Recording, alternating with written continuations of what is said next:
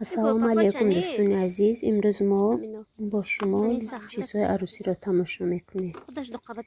این پوپک میگیم ما در موهای عروس قشال میکنن.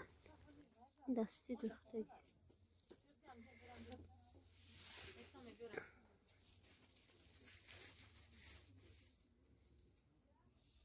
یعنی گنافشه کشن؟ نه چپگش بکن. ساتسو؟ نه اینش 500 من 700. این دستی دوزن؟ تو پیا چنی؟ جاکتون چند نش باشد جاک می باشد. اگر شما نیز استفاده دارید در کامنتاری نویسید. در پوچه می چسبانند.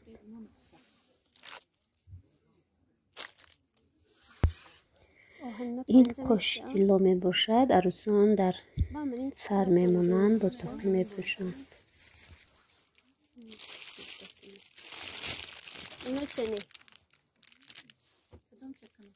منی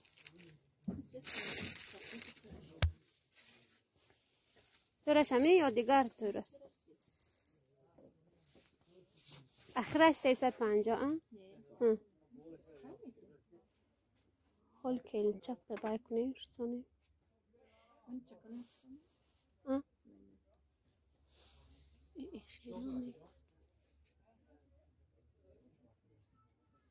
های قاشق ماندگی میوه پرای یا حالی پر نه من نشمانده هم قاش چند بالا بدگی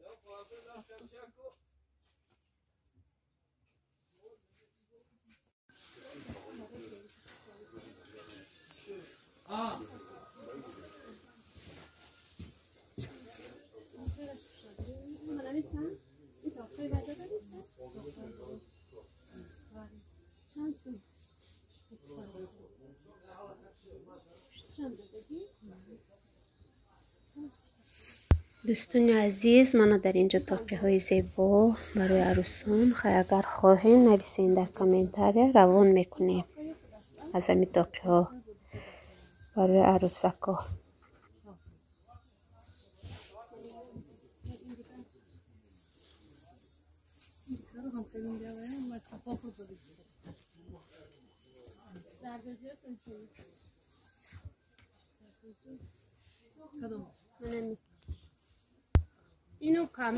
تنظیم تکا را نیز عروسای ما استفاده میبرند با کمزور کمپلکت.